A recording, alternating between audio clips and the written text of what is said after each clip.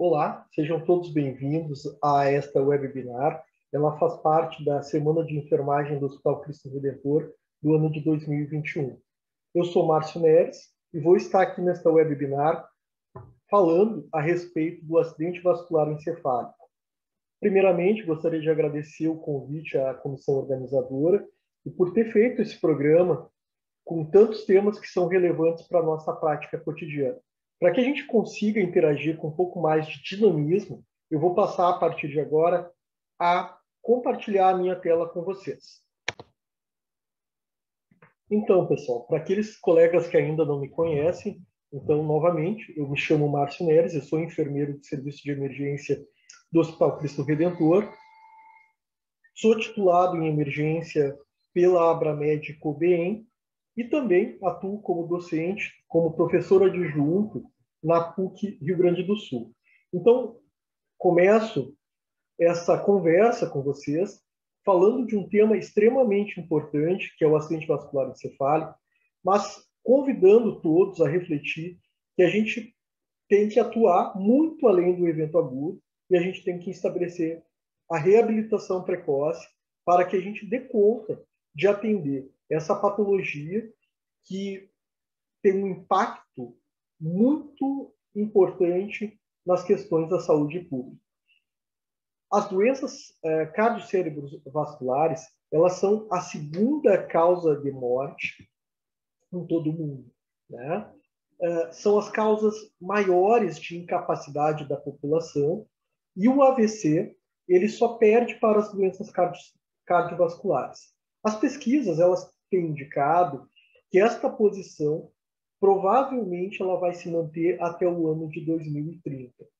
Nós sabemos que no Brasil nós já avançamos bastante em relação ao atendimento ao acidente vascular encefálico, desde que se criou uma linha de cuidado, e essa linha de cuidado é instituída a partir de uma portaria ministerial, que é a 665, que é de 12 de abril de 2012, e ela também entende que o cuidado ao AVC e essa linha de cuidado, ela é parte integrante da rede de atenção às urgências e emergências, porque propõe, né, uma redefinição de algumas estratégias que deem conta das necessidades muito específicas do cuidado ao AVC diante desse cenário epidemiológico que é extremamente preocupante para a saúde pública da nossa população, bem como o contexto sociodemográfico que deve ser considerado, principalmente se a gente pensar em outros dados epidemiológicos, como o aumento da expectativa de vida da população, assim também como o aumento de todos os fatores de riscos que são extremamente desafiantes para o nosso Sistema Único de Saúde. No Brasil, os casos de AVC ou AVE, eles são responsáveis por mais de 400 mil pessoas, né, atendidas em portas hospitalares. Os AVCs, eles acabam sendo a maior causa de incapacidade. Então, pensando na diminuição da mortalidade, mas também da morbidade, isso quer dizer, as sequelas, é fundamental que toda a rede de saúde esteja estruturada, mas fundamentalmente a rede de atenção à urgência e emergência, ela deve estar organizada para que a gente consiga fazer uma definição diagnóstica correta, coloque este paciente no melhor local para que ele seja atendido o mais rápido possível. Então, é importante que a população também consiga identificar precocemente sinais e sintomas de um novo AVC, que este paciente seja atendido pelo pré-hospitalar dentro de um delta de tempo adequado, para que ele consiga chegar também ao ambiente intra-hospitalar e consiga, no caso de um AVC hiperagudo, o AVC isquêmico hiperagudo, ele consiga ter acesso à trombectomia ou à trombólise, como comumente vem sendo feita na maior parte deste país.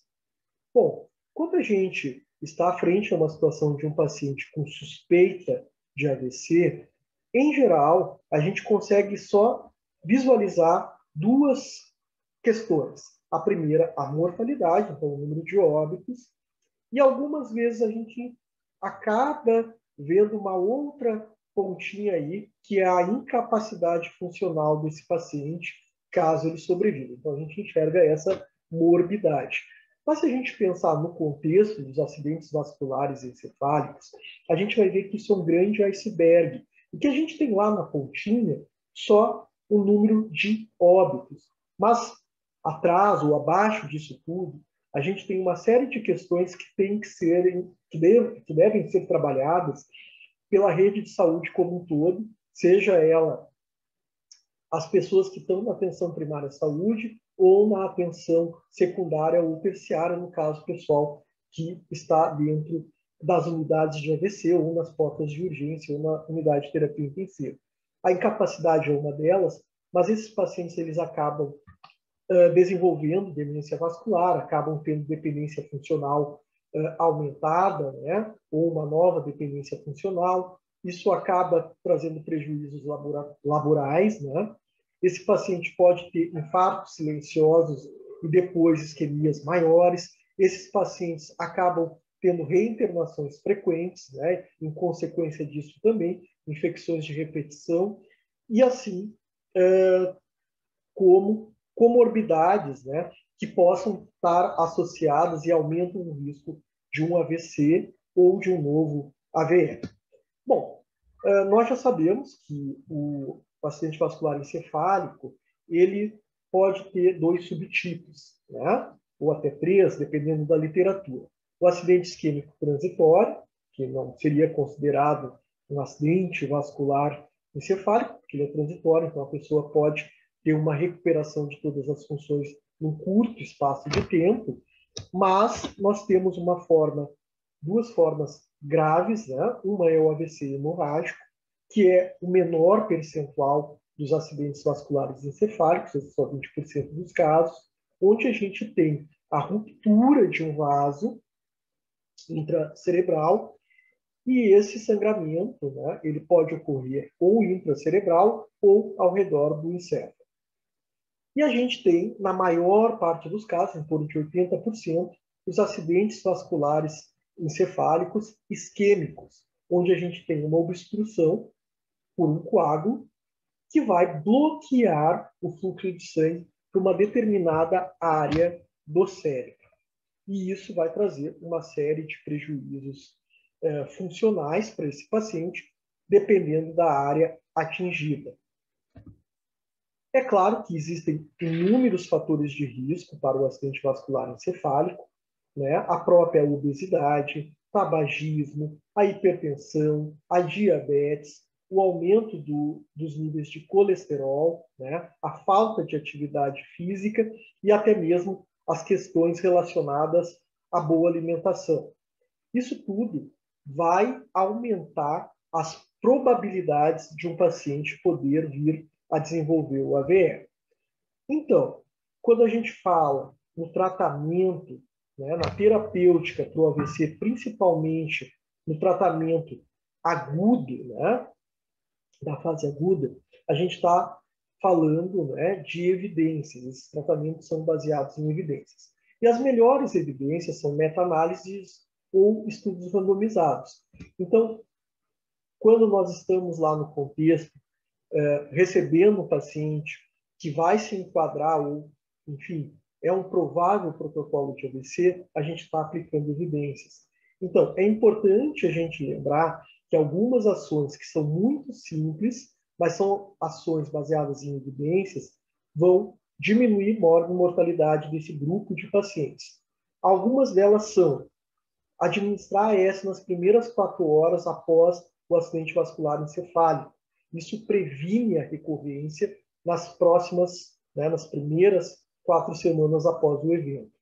Uma outra questão que é extremamente importante é a internação em locais específicos, como em unidades de AVC, e essas unidades devem ser monitoradas. Então, essa evidência 1A já é do ano de 97, e mesmo a gente tendo avançado aí mais do que 20 anos, praticamente, né? 97, 2007, 2017, mais de 20 anos, a gente ainda não tem um número adequado de unidades de AVC em todo o país. Também tem a questão da trombólise endovenosa, então a administração de RTPA, que hoje a gente utiliza um delta de tempo de até 4 horas e meia após o início dos sinais e sintomas apresentados pelo paciente, sendo que a primeira evidência, né, do uso da trombólise é do ano de 95, sendo que naquele período a gente tinha uma janela terapêutica de até 3 horas. No ano de 2008, essa janela já foi alongada para até 4 horas e meia. Em algumas situações, né, quando tem um AVC isquêmico extremamente extenso, o uso, né, de técnicas cirúrgicas, como a craniotomia descompressiva para edema maligno, também tem uma evidência nível 1A, que isso funciona muito bem e pode diminuir mortalidade, assim mesmo como a terapia endovascular de resgate para o AVC, né, por oclusão proximal, então que a gente dá o nome de trombectomia para o AVC isquêmico, que é do ano de 2015 e também tem mostrado resultados extremamente satisfatórios. É claro que quando a gente vai para a prática, muitas vezes a gente fica um pouco até decepcionado com algumas questões ou alguns encaminhamentos no atendimento ao caso hiperagudo de AVC isquêmico. Mas temos que lembrar que a gente ainda está aprendendo e que essa linha de tempo, né, no cuidado ao AVC no Brasil, ela é extremamente recente.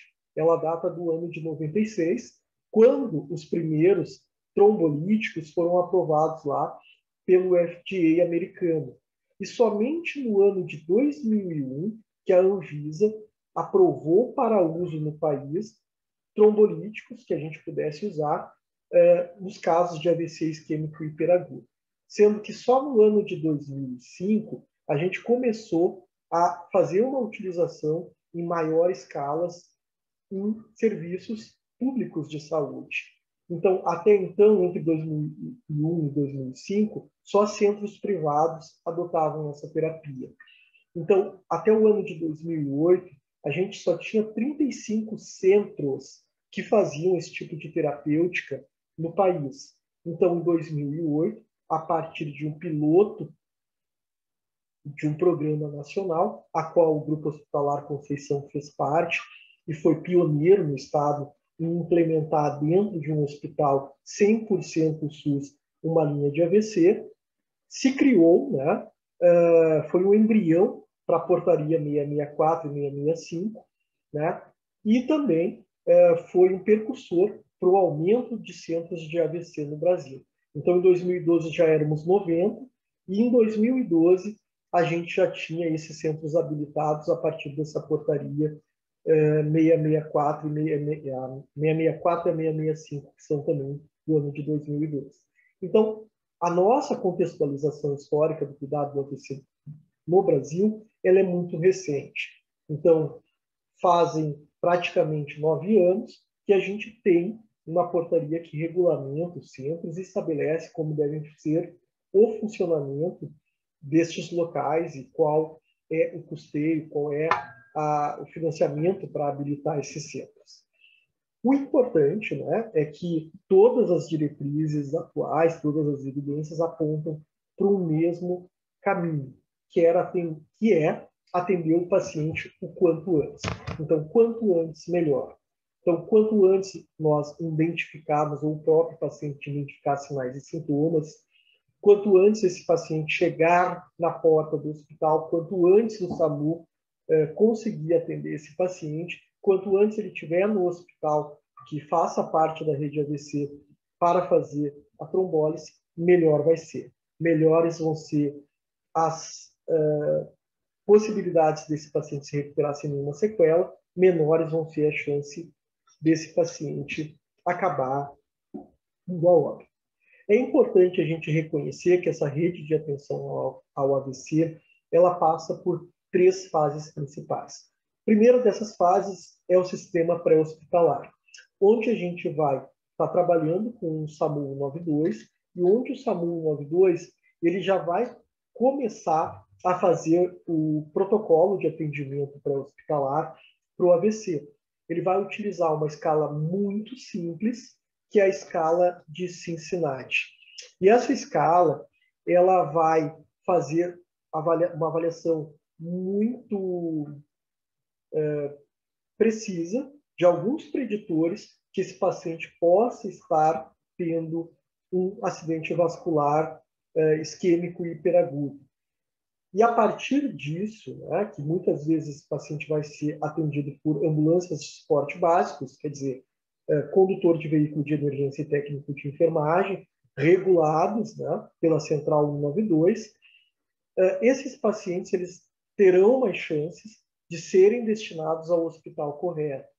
E aí, quando chega na segunda etapa desse processo da rede de atenção ao AVC, que são os hospitais de referência, eles podem ser classificados como centros de nível 1, 2 ou 3, e eles vão adotar protocolos para o acidente vascular encefálico isquêmico hiperagudo com um protocolo de trombólise.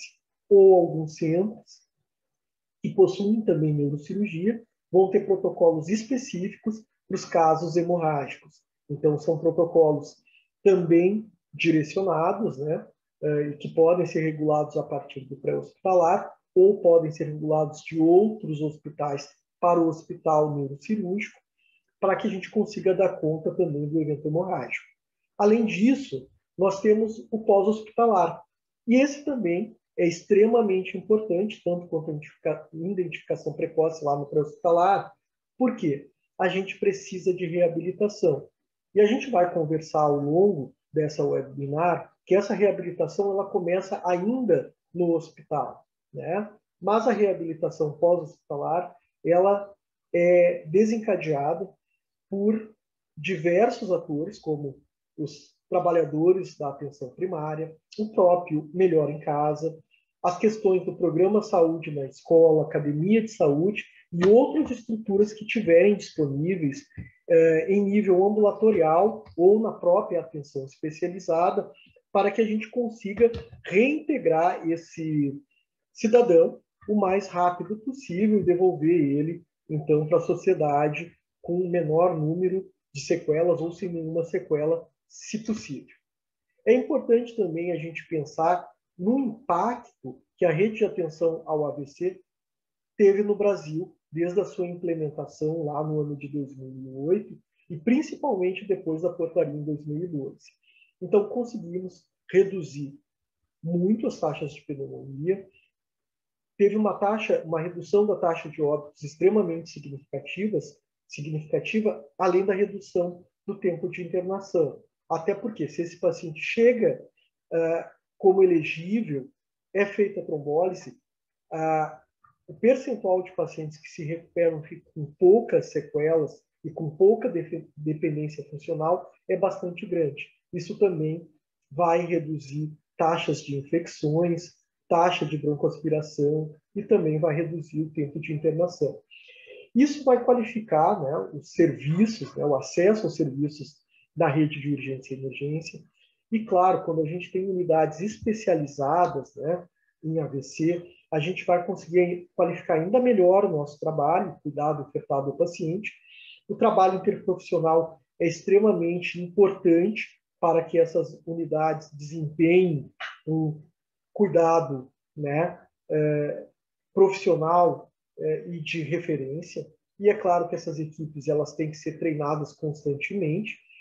E claro que também é importante reforçar que quando o trabalho ele é feito interdisciplinarmente, né, com características da interprofissionalidade, a gente vai reduzir a dependência funcional dos nossos pacientes em até 29%, e a gente vai também reduzir o custo hospitalar médio do AVC em quase 15%.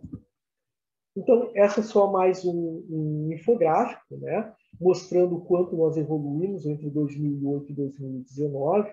Nós passamos de 35 centros de AVC para 164 em 2019, sendo que em 2008 nós só tínhamos apenas 5 unidades de AVC no país, uma delas era no Hospital de Clínicas de Porto Alegre, a primeira da região sul, né?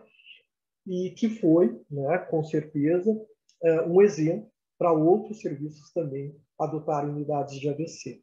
Em 2019, a gente já tinha um número muito maior comparado a 2008, sendo que alguns serviços ainda não se habilitaram conforme a portaria, né, do Ministério da Saúde. Então, é importante que a gente pense na cadeia de sobrevida do AVC.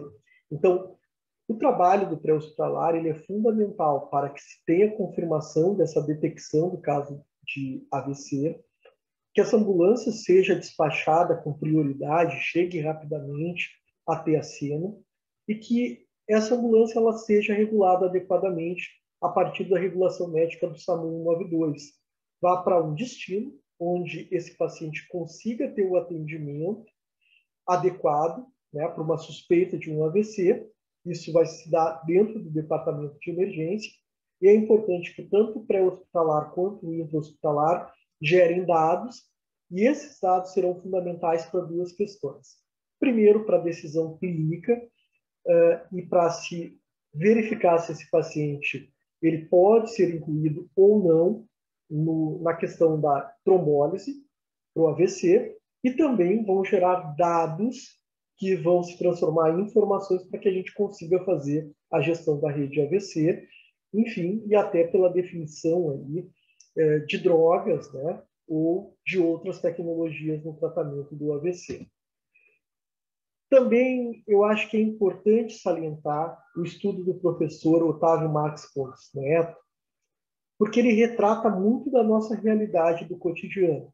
Quem está na linha de frente, independente de ser pré-hospitalar ou intra-hospitalar, se depara com muitas situações que muitas vezes tu fica até triste, porque se a gente fica pensando, olha, se o paciente tivesse um nível de educação em saúde um pouquinho maior, talvez ele tivesse acionado o serviço antes, talvez ele pudesse ter se deslocado por meios próprios para o serviço antes e talvez ele pudesse, né, ser incluído para um tratamento, né, mais efetivo para ficar sem sequelas ou enfim, ter a possibilidade até de não ir a óbito.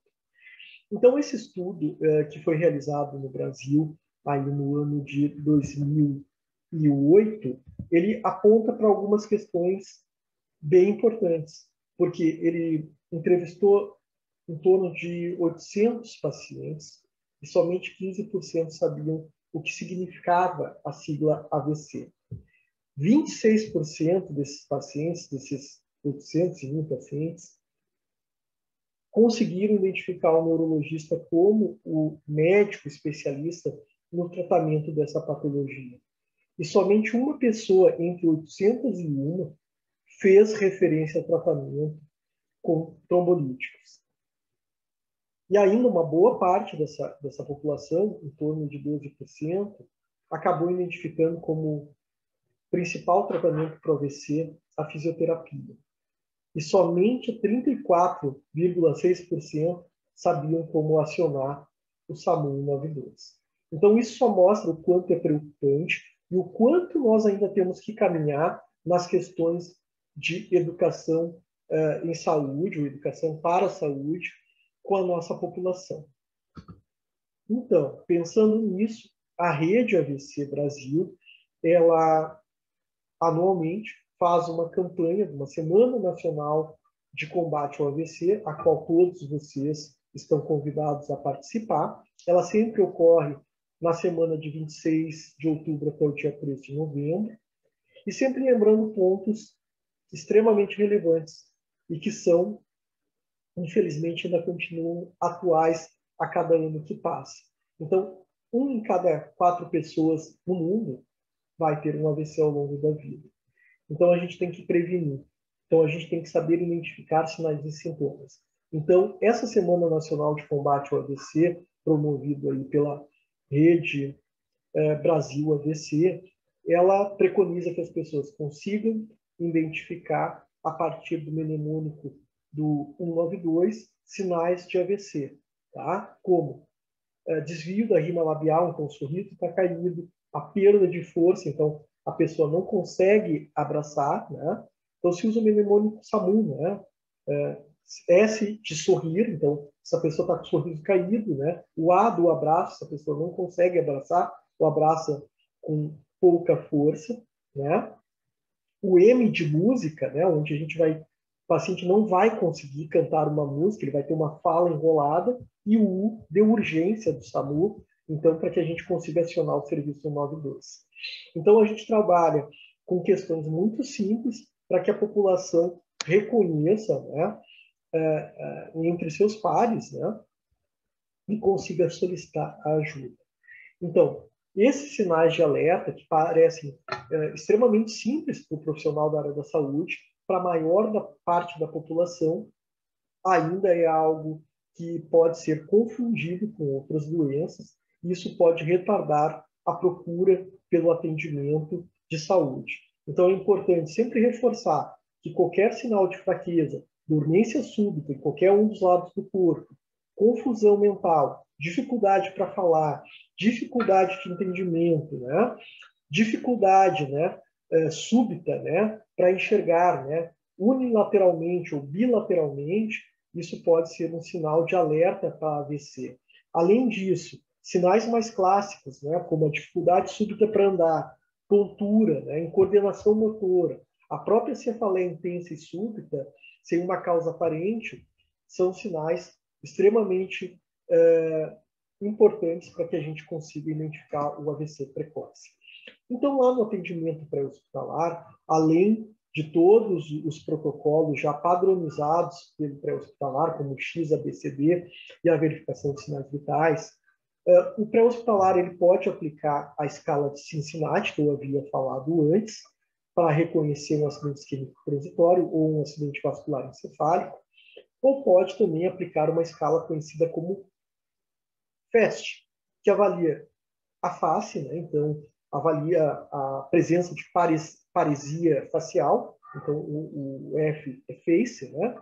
O A de arm, então a fraqueza nos braços, então a gente pode pedir para o paciente elevar os seus braços e ele pode não ter força de manter um dos braços elevados. Isso pode ser um sinal, um preditor que esse paciente está tendo um AVC.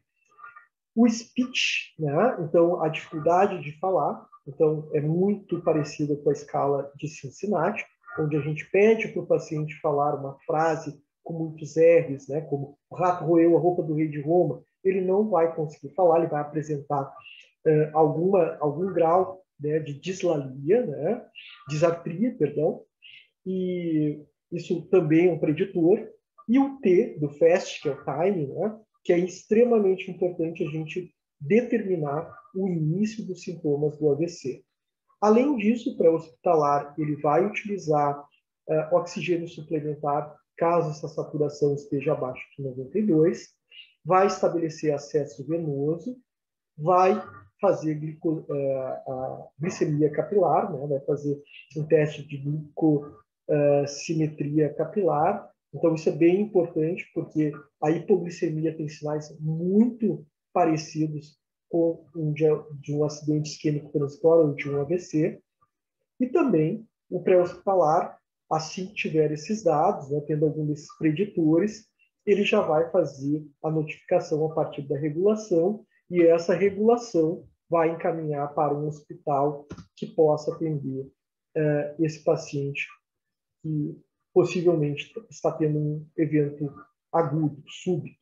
Tá? Então, aqui está a escala de Cincinnati. Tá? Então, nós vamos avaliar o desvio da rima labial, né? Nós vamos avaliar se esse paciente está apresentando disartria e vamos avaliar também se esse paciente consegue manter força, né? Então, 10%, né, desses pacientes, né, podem sofrer qualquer um desses, pode apresentar qualquer um desses preditores, né? E os pacientes que têm um AVC confirmado, eles apresentam esses sinais e sintomas, pelo menos um deles, né? Naquele momento e até 48 horas depois do evento.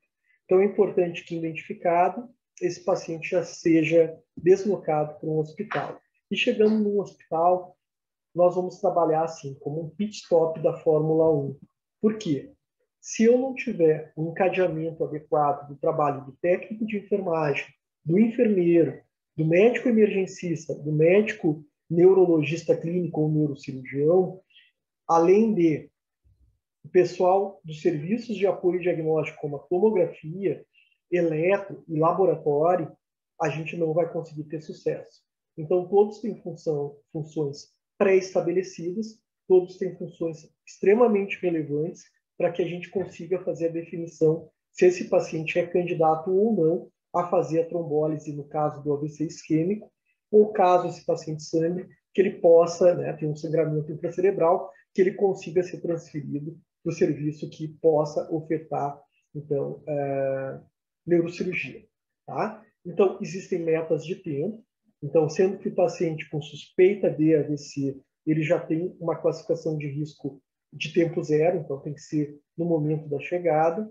Ele tem que ter uma avaliação médica, né, do profissional emergencista clínico em até 10 minutos. Nesse meio tempo, esse emergencista já vai solicitar os exames laboratoriais de imagem e eletrocardiograma, e a gente tem, entre a chegada do paciente na classificação de risco e fazer a tomografia, 25 minutos. Nesse meio tempo, o serviço de neurologia já foi acionado, não necessariamente precisamos de um laudo definitivo, o neurologista pode ler imagem, mas caso o serviço adote como rotina ter laudos, esse laudo não pode demorar mais do que 45 minutos, e em até 1 hora da chegada esse paciente tem que estar fazendo a infusão. Tá?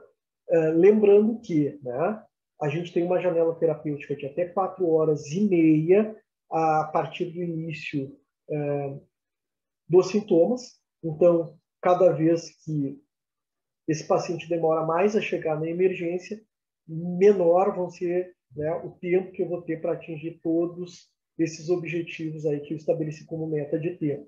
Tá? Então, esse paciente ele tem que ser admitido em até 3 horas numa unidade de AVC. Então, ele faz a trombólise, por exemplo, na porta da emergência, mas ele não deveria, né, ficar na emergência, ele deveria já ser deslocado para uma unidade de AVC, né, ou para a unidade de terapia intensiva, assim que possível, né, até 3 horas e meia. Então, chegando no hospital, muitas vezes o paciente, ou até mesmo o familiar, acha que nós estamos repetindo o trabalho já feito no pré-hospitalar. E realmente estamos, tá? Porque a gente faz toda a confirmação do início do histórico, né, do início dos sinais e sintomas, faz uma avaliação imediata, que é muito breve, muito rápida, avalia novamente todos os sinais vitais, verifica a oxigenação,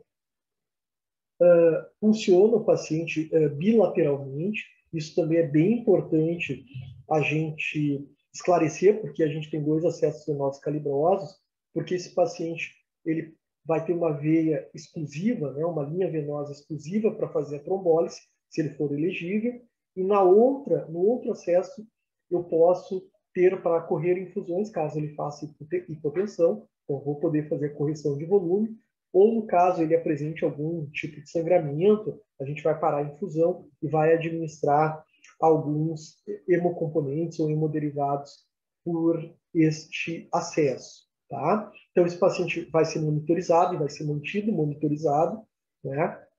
Com oximetria, eletrocardiograma, temperatura, frequência respiratória, né? E também vai ser feito um eletrocardiograma de 12 derivações. Porque esse paciente ele pode ter desencadeado o evento isquêmico, né, a partir de doenças prévias, como uma fibrilação arterial ou mesmo um infarto agudo do miocárdio. Também é importante a gente ter acesso a exames laboratoriais. Então, esse paciente, no momento que eu funciono, em geral, eu já faço a coleta dos exames laboratoriais, principalmente hemograma, eletrólitos, função renal e exames de coagulação. E aí reforço a questão dos exames de coagulação, porque eles podem ser, né, a gente vai ver mais adiante aí, eles podem ser definidores, né, em realizar ou até mesmo não realizar a terapia trombolítica.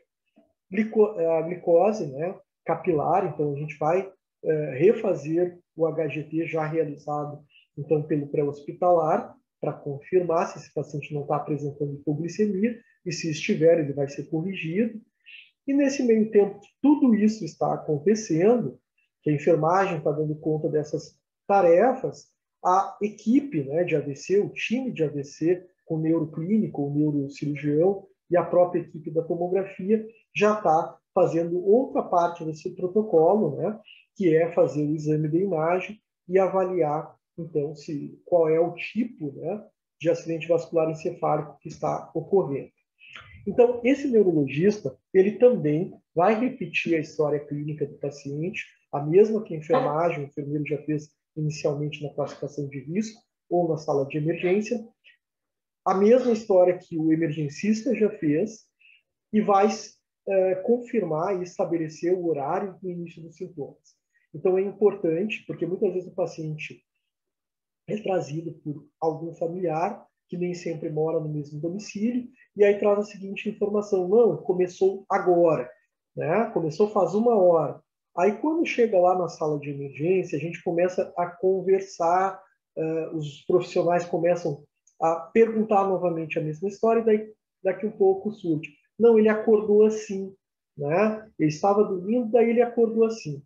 Bom, se ele acordou assim, a gente não tem certeza do início desses sintomas. Então, seria muito arriscado fazer trombólise, né, endovenosa para esses pacientes e aumentar muito o risco de sangramento. Então, os sintomas eles devem ser presenciados, né? Então, se o paciente consegue nos falar exatamente o horário do início dos sintomas, ou a pessoa que está acompanhando consegue reconhecer adequadamente o horário do início dos sintomas, a gente consegue incluir esse paciente. E isso tem que ser num delta de tempo de, no máximo, 4 horas e meia. Então, o neurologista vai acabar fazendo o exame físico e vai, principalmente, se ater ao exame neurológico. Então, ele vai aplicar algumas escalas, né? Glasgow, NHSS ou Rankin-S, dependendo da situação dessa tomografia.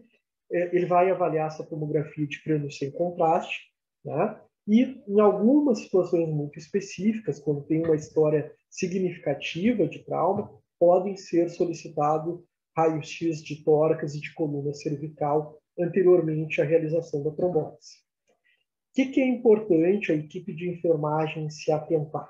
No caso da glicemia capilar, esse paciente ele pode ter ou hipoglicemia ou hiperglicemia. No caso da hipoglicemia, essa hipoglicemia ela vai ser tratada, né, com glicose a 50%. Cada instituição tem o seu protocolo de administração da glicose. Em geral, essa glicose ela é diluída para não causar necrose vascular, né, caso essa glicose extravase, porque até um tempo atrás a gente simplesmente aspirava o frasco ampola de glicose 50% e fazia endovenoso direto. Só que isso tem um grande risco de extravasamento e da gente fazer uma flebite, né, química e queimaduras, né, na pele do paciente. Caso esse paciente faça hiperglicemia, aí tem protocolos específicos para tratar o aumento dessa glicemia, né? Então pode ser com insulina, né? Principalmente, né, se essa glicose ela for maior que 200 miligramas por decilitro. Além disso, há protocolos específicos para a questão da pressão arterial. Eu não vou entrar no mérito, né, em função do tempo, de falar de cada antipertensivo para cada situação, mas eu acho que é importante a gente entender que a hipertensão ela não é um critério de exclusão para que o paciente não faça a trombólise. Então, é importante a gente fazer a mensuração desta pressão e caso esse paciente, né, esteja hipertenso, esse paciente ele vai fazer o uso de alguns antipertensivos que podem ser endovenosos, né, ou podem ser antipertensivos por via oral, caso ele esteja com a deglutição preservada, né, para que a gente consiga chegar a um determinado linear para poder fazer a trombólise. Além disso, né, a gente tem que pensar numa outra questão aí que é extremamente importante, que é a monitorização cardíaca, né? Então, também é uma das questões aí, junto com o eletrocardiograma, porque esse paciente ele pode ter mudanças no seu scope ali, e daqui a um pouco apresentar isquemias, fibrilação atrial, e aí ser necessário repetir o eletro, né? Então, antes que eu esqueça, né, só para a gente contextualizar lá dos antipertensivos, né, na questão da pressão arterial, o protocolo ele recomenda que a gente use antipertensivos, principalmente endovenosos, se a PA ela está maior, né, do que 180 por 105 miligramas de mercúrio, tá? Então a gente vai observar, né, e vai fazer a mensuração da pressão arterial de 15 em 15 minutos, né? E vai começar a tratar com antipertensivo. Então, nas situações que a gente tem essa PA maior do que 180 por 105, podem ser usados alguns antipertensivos, né? Que agem muito rápido, como o NPS, né? O nitroprusiato de sódio. Em geral, a gente vai utilizar uma ampola que tem 50 miligramas, né? Que vai ser diluído em 250 ml de soro glicosado, e aí vai se usar uma dose de 0,5 a 8 microgramas quilo minuto. Mas isso vai ser calculado pela equipe médica e vai estabelecer o volume inicial. Tá? Também pode-se usar metoprolol, né? Então, o nome comercial do metoprolol é o Seloquin, né? Então, uma ampolinha que tem 5 miligramas, né, ou 5 ml, isso vai ser aplicado endovenoso, né, em bolos, né, em 10 minutos, né, e vai se usar até 20 miligramas, né, que é o teto, para ver se esse paciente reconduz os valores tensionais. Além disso, a gente tem o Brevibloc, né, que é o nome comercial, mas o nome de sal é o Esmolol, né, que é uma ampola que tem 10 ml, e aí a gente também vai fazer ele endovenoso, diluído em 240 ml de soro fisiológico, né, e aí pode-se fazer uma dose de ataque e depois ele fica em bomba de infusão em manutenção até que a gente atinja o limiar de pressão arterial estabelecida. Tá? Bom, além disso, né, a manutenção com fluidos intravenosos, né? Então, é importante quando a gente funciona o paciente, e aí conversa com a equipe médica, olha, é para correr alguma infusão, lembrar que a gente vai evitar, no primeiro momento, soros glicosados a 5%, né? Porque eu ainda desconheço o perfil, se esse paciente é diabético ou não, e também vou administrar com muita cautela qualquer volume, porque esse paciente ele pode acabar ficando encharcado e desenvolver edema agudo de pulmão, tá? Outra questão é a questão da dieta. Então, esse paciente, no primeiro momento, ele fica em NPO, porque ele tem um risco bastante grande, né? Até pela questão da disfagia, da disartria também, de fazer uma broncoaspiração. Então, até que ele consiga ser reavaliado a questão da deglutição, se for pelo fonoaudiólogo ainda melhor, a gente vai manter ele em NPO. Além disso, a oxigenação suplementar, né, com catéter ou óculos nasal, com saturação, o protocolo traz 93%, na prática a gente faz até abaixo de 94%, no pré-hospitalar abaixo de 92%, e também a gente vai fazer o controle, né, da temperatura. A gente vai evitar a hipertermia, vai medicar esse paciente com antitérmicos quando necessário, né, e quando esse paciente apresentar hipertermia, a gente pode ter até usar cobertores refrigerados, que não é uma realidade aqui no estado do Rio Grande do Sul. Bom, e quais seriam os critérios de inclusão ou de exclusão? Então, vamos começar pelos critérios mais fáceis, né, que são os de inclusão, que são 4 principais. O primeiro é o paciente apresentar um AVC isquêmico em qualquer território encefálico, a partir da imagem da tomografia. O segundo é a possibilidade de iniciar a infusão da trombólise dentro das 4 horas e meia, a partir do início dos sintomas. Então, reforço a necessidade aí de se identificar corretamente o início dos sintomas, né? E, claro, lembrando, né, se esse paciente, né, não tiver um cuidador ou algum familiar ou alguém que tenha observado esses sintomas, ele já, infelizmente, vai ter que ser descartado, porque a gente não consegue, né, dar conta de precisar o início desses sintomas, né? Então, sempre a gente pergunta, principalmente quando a pessoa traz o paciente e diz, ele acordou assim. A gente sempre procura saber qual foi o último horário que esse paciente foi observado sem nenhuma alteração neurológica, né? Para que a gente consiga discutir isso junto à equipe de neurologia. Além disso, né, esse paciente ele tem que ter a tomografia, né, ou até mesmo ressonância magnética, em alguns casos muito específicos, né, que não apresente hemorragia, e esse paciente precisa ter mais do que 18 anos. Em relação aos critérios de exclusão, a gente poderia dividir esses critérios de exclusão em critérios relativos e critérios determinantes, né, que realmente, se ele apresentar algum desses critérios, ele vai ser excluído. Eu vou falar de alguns, tá? O primeiro é o uso de anticoagulantes orais, tá? Principalmente aqueles pacientes que já são enfatados previamente. Então, isso é uma contraindicação relativa. Por isso que é importante que a gente faça alguns point of cares, né? Alguns exames point of cares. Por exemplo, se faça o coagulocheck, que é um teste para avaliar o RNI do paciente na chegada, né? Então, ele é muito rápido, ele é feito como se fosse uma glicemia capilar, tá? Então, se esse paciente tiver um TP, né, com RNI maior que 1,7, né, isso pode ser um critério de exclusão, né? Ou se esse paciente usar heparina, estiver usando heparina continuamente, né, principalmente nas últimas 48 horas, e chegar o exame de TTPA do laboratório com elevado, ele também vai ser excluído. Mas agora, se ele usa anticoagulante, eu fiz o coagulocheck, o RNI está 1,1, por exemplo, esse paciente ele vai acabar sendo incluído para fazer a trombólise. Então, o uso de anticoagulantes ele é um critério relativo.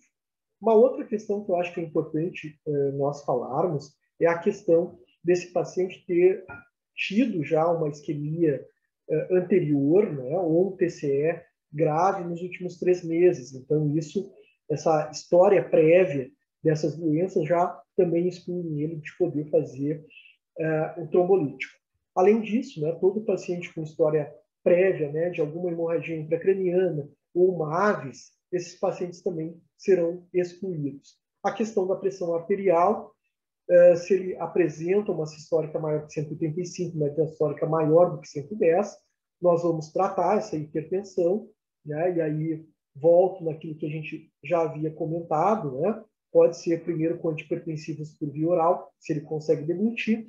Caso contrário, ele vai acabar utilizando antihipertensivos endovenosos, atingiu uma PA inferior a esses limites de 185 de sistólica ou 110 de diastólica, e ele vai poder, então, acessar a questão de fazer a trombose. Além disso, qualquer cirurgia de grande porte, procedimento invasivo nos últimos 14 dias, também vão ser um impeditivo que esse paciente possa fazer a trombose. Tá? Então, existem outros critérios de exclusão, mas esses seriam os principais. Uma outra questão extremamente importante é que a gente pense também em critérios adicionais, né, como a pontuação da escala do NHSS. Tá? Então, pacientes com NHSS maior do que 22 ou com o NHSS menor do que 4, exceto aqueles que estão afásicos, são pacientes que, teoricamente, não vão se beneficiar do uso da trombólise. Tá? E como é que a gente vai fazer isso dentro do atendimento hospitalar, essa terapia trombolítica, fibrinolítica? A primeira coisa, então, é a reavaliação dos critérios, né, de inclusão e exclusão. Isso tem que estar muito claro, muito definido, e para toda a equipe, para a família, para o paciente. Esse paciente ele deve ter toda a monitorização cardiovascular e respiratória. Nós vamos preparar e administrar, então, o RTPA, então vamos administrar a trombólise. Existem vários medicamentos no mercado. No Grupo Hospitalar Conceição, neste momento, a gente usa o Actilise, tá? Que é um excelente medicamento. Como é feito? é calculado 0,9 miligramas por quilo do paciente, tá? No máximo, a gente vai fazer 90 miligramas, independente do peso do paciente. Vai ser feito uma dose de ataque, né, em 1 minuto. Então, 10% dessa dose total calculado em 1 minuto, endovenoso, em bolos, e depois serão feitos os 90% restantes em 1 hora na bomba de infusão. O que é importante, né, a gente contextualizar essa questão da administração e do preparo dessa droga. Primeira coisa é anotar início e término de tratamento, isso é fundamental, até porque a gente vai ter um controle rigoroso, né, de sinais vitais durante esse processo. Além disso, a gente vai fazer a avaliação do nível de consciência aplicando a escala de coma de Glasgow ou o NHSS. Quem vai aplicar isso pode ser um enfermeiro ou a equipe de neurologia ou o médico emergencista. Em geral, os serviços se organizam para que a equipe médica faça a escala do NHSS, né? Alguns serviços que são unidades de AVC podem fazer monitorização contínua com Doppler transcraniano para avaliar, então, a oclusão arterial ou recanalização desse paciente durante a trombólise ou após a trombólise. Esse é um medicamento, então, a Tilise, né? A alteplase, que é um medicamento de escolha, pelo menos no Grupo Hospitalar Conceição. É importante a gente ver que esse medicamento ele tem apresentação de 10 miligramas ou de 50 miligramas, então é um medicamento de alta vigilância, um medicamento que tem um alto custo, então é importante a gente fazer o uso racional dele, por isso que ele já tem essas duas apresentações. E é importante também notar que ele vem com o próprio diluente, então ele vem em formato de pó, em um frasco ampola, e ele vem o seu próprio diluente, e na maior parte das vezes ele vem com um equipamento chamado Transofix, que vai fazer com que a gente possa fazer a mistura do diluente com o pó. É claro que a gente vai fazer a aspiração com seringa e agulha da dose de ataque, os 10%, né, do cálculo para esse paciente, e o restante a gente vai fazer em bomba de infusão. Então, a gente não vai fazer uma nova rediluição, a diluição já vai estar pronta, e, em geral, a gente ocupa até o próprio frasco ampola, então não transfere para um outro recipiente, é o próprio frasco ampola, a gente equipa o frasco ampola e coloca em bomba de infusão para correr em 1 hora o restante dessa medicação. É claro que no decorrer da administração dessa terapia, a gente pode ter algumas complicações, né, como a piora neurológica do paciente. Então, é importante, né, a avaliação da escala de coma de Glasgow, né, o NHSS, né, serem feitos de 15 em 15 minutos durante a administração da terapia trombolítica, né, e, claro, se esse paciente apresentar qualquer sinal de piora neurológica, né, como alteração pupilar, né, falta de fotorreagência, ou alteração do tamanho da pupila, né, anisocorias de maneira geral, é suspenso, né, a administração do RTPA. Esse paciente ele vai fazer uma nova tomo de freio sem contraste em caráter de urgência. A equipe de neurologia, em geral, ela acompanha todo o período da trombólise, ou se ela não está presente naquele momento, ela é acionada novamente. E se esse paciente começar a apresentar qualquer tipo de sangramento, vai ser cessado também a infusão, né, do RTPA, da Tilise, vai se avaliar sinais e sintomas que possam pensar, né, na hemorragia intracraniana, e esse paciente, né, ele já pode começar a infusão de fluido precipitado, plasma fresco, plaquetas e até mesmo concentrado de hemácias, além de fazer a tomografia de urgência para confirmar o sangramento. Então, a gente tem vários cuidados, né, durante a administração e após a administração do trombolítico. Um deles, né, é não usar nenhum tipo de antitrombótico nas próximas 24 horas. Então, é importante a equipe de enfermagem se atentar que muitas vezes as prescrições elas são padronizadas e acabam sendo copiadas e coladas, e às vezes medicamentos que o paciente já fazia uso anteriormente ao evento do AVC, eles acabam saindo nessa prescrição. Então, é importante circular, né, cancelar esses medicamentos nas próximas 24 horas. Então, não se faz nenhum tipo de punção, seja ela periférica ou central, nas primeiras 24 horas. Sondagem vesical, elas não são proibitivas, né, pós a trombólise, pelo menos depois de 30 minutos, mas a maior parte dos protocolos institucionais também fazem a preservação do paciente e só vai ser usado sonda após 24 horas, né, para evitar o risco de sangramento. Sonda nasoentérica, como a mucosa gástrica é mais frágil, então só 24 horas após a trombólise. E esse paciente deve realizar uma tomo de crânio sem contraste e repetir os exames laboratoriais, fundamentalmente hemograma e coagulograma, entre 12 e 24 horas como maneira de controle. Em relação aos sinais vitais, que também geralmente causam algum grau de dúvida, durante a administração do trombolítico, a gente vai verificar os sinais vitais e principalmente a pressão arterial de 15 em 15 minutos, por até 2 horas depois da trombólise, e depois a cada 30 minutos, 6 horas depois, e depois a cada 18 horas, né? A cada hora, nas próximas 18 horas, totalizando 24 horas. Depois passa-se a rotina normal da unidade. A temperatura de 2 em 2 horas e a glicemia capilar de 6 em 6 horas. Podemos também aplicar, né, depois do período agudo, os protocolos já utilizados convencionalmente aí para prevenir a trombose venosa profunda, que é o uso de heparina subcutânea na maior parte dos hospitais. Então, só para conhecimento aí de vocês, aqui está projetado aí a escala do NIHSS, né? Que é uma escala que avalia desde o nível de consciência até questões relacionadas, né, à melhora do desvio de olhar, né, a questão visual, se esse paciente tem perda visual ou não, paralisia facial, a questão motora de membros superiores e inferiores, né, a questão de ataxia, de sensório, de linguagem, né, a própria disartria, né, e a questão do que a gente chamava de negligência, né? Então, é a extinção ou desatenção, né? Então, essa escala ela vai pontuar de 0 a 42, né? Como eu falei, os profissionais de saúde podem aplicar essa escala, né? Principalmente enfermeiros e médicos, e essa escala é uma escala preditora, né? Ela pode estar detectando uma piora ou uma melhora neurológica desse paciente, né?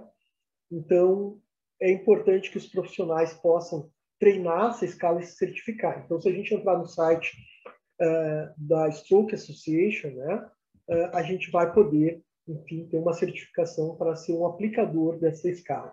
Então, ela é muito importante aí durante o período durante, né, intra e pós-trombólise. Tá? Inúmeros estudos têm sido feitos, mas eu acho que eu trago esse que é muito importante, inclusive porque esse estudo envolve, né, pacientes também brasileiros, né, e esse estudo é um estudo randomizado para o tratamento endovascular com stent, né, então, versus a questão da tromboaspiração, perdão, versus o tratamento clínico padronizado para o AVC isquêmico hiperagudo, né, no caso de oclusão de grandes vasos, né. E aí a grande pergunta é que se esse tratamento era possível de ser feito no Sistema Único de Saúde, se esse tratamento tinha um custo-efetividade adequado, né, para os padrões aí de um país em desenvolvimento. E o que foi comprovado aí pela equipe da professora Sheila Urix, que é professora da URGS e é médica, neurologista do Hospital de Clínicas, uma das maiores referências sobre AVC no mundo, né, que a gente consegue fazer isso com maestria no Sistema Único de Saúde. Basta, né, vontade política, né, basta treinamento dos profissionais e a gente vai conseguir fazer. Então, para isso, né, se criou o suporte diagnóstico digital, né, virtual, para as localidades que não têm um especialista, né, ao seu lado, né, disponível de primeiro momento. Então, esse sistema ele já está disponível, né, pela rede AVC, enfim, onde o médico assistente ele consegue, né, o médico emergencista ele consegue conversar com o neurologista à distância através de telemedicina, consegue a visualização, né, consegue mandar a visualização das imagens para ter a definição se esse paciente ele é um candidato, né, daqui a pouco a fazer a trombólise ou mesmo a fazer uma trombectomia. Tá? É claro que também, em algumas situações, a área isquêmica é muito grande, às vezes é preciso fazer alguma intervenção cirúrgica, como a craniotomia descompressiva, ou muitas vezes, né, muitas não, poucas vezes, mas é muito importante que quando esse paciente tem algum tipo de sangramento cerebral, né, ele consiga ter acesso à neurocirurgia, e isso deve se dar em até 2 horas, né, após a identificação. Então, é importante que os hospitais que não têm unidade AVC, que eles consigam ter pactuações com hospitais que tenham neurocirurgia, né, para que esse paciente consiga ser transferido, né, tenha-se a transferência desse cuidado e esse paciente consiga ter acesso para tentar melhorar a sobrevida dele, né, e evitar a mortalidade. Tá?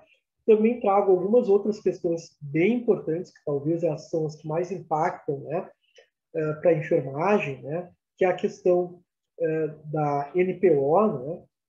Então, esse paciente ele tem que realmente ficar em NPO até ter a capacidade de decluição avaliada, e muitas vezes isso não é feito num primeiro momento, né, nas primeiras 12 horas. Em algumas situações é necessário suplementação com solução glicosada, né, com eletrólitos, né. A questão do uso de sonda nasoentérica é importante que seja avaliado qual é o grau de disfagia, até para que a gente consiga preservar esse paciente de algo invasivo e também estimule ele, né, a melhorar essa disfagia. Então, ele precisa de reabilitação e essa reabilitação já começa na sala de emergência. E claro, né, que em algumas situações mais graves, né, onde esse paciente tem um risco maior de broncoaspiração, muitas vezes até uma gastrostomia endoscópica percutânea pode ser programada logo a seguir, né? E claro que o nutricionista também faz parte desse contexto da interprofissionalidade, do multidisciplinar, porque tem que considerar algumas necessidades especiais, né, para esse paciente, principalmente em relação a patologias associadas, né, e até mesmo a questão da deglutição, que nem, às vezes ele não vai conseguir se alimentar com alimentos muito sólidos, né, vai precisar começar com dieta um pouco mais pastosa. Então é importante que a equipe já entenda que essa reabilitação começa no ambiente hospitalar, então a gente vai precisar da fisioterapia, da fonoaudiologia, da terapia ocupacional, da psicologia, né, de acordo, né, com a demanda, com a necessidade desse paciente, de acordo com o que a minha instituição oferece. É importante elaborar um plano assistencial, porque esse plano assistencial ele vai estabelecer algumas questões aí, como tempo máximo até a primeira avaliação do profissional, vai definir o que tem que ser avaliado prioritariamente, vai definir a quantidade ou a frequência de avaliações por parte desses profissionais e vai estabelecer algumas metas iniciais para a recuperação desse paciente, para que depois a gente consiga fazer a transição desse cuidado para a rede de atenção básica. Então, é importante já no plano de cuidado, já se estabelecer um plano de altas, né? Pensando na educação e orientação para essa família, para esse cuidador, na garantia da continuidade da assistência prestada, né?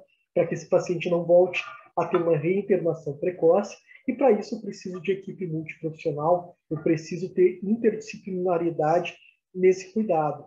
Então, todos os profissionais são importantes, é importante a definição de papéis, né, a partir dos nossos protocolos institucionais, se estabelecer essas responsabilidades, o que cada um desses profissionais envolvidos tem que fazer, em que momento deve ser feito para melhorar o prognóstico, né, funcional e a recuperação desse paciente. É claro que isso também é dependente do tipo de lesão, da extensão dessa lesão, da gravidade dessa lesão, né?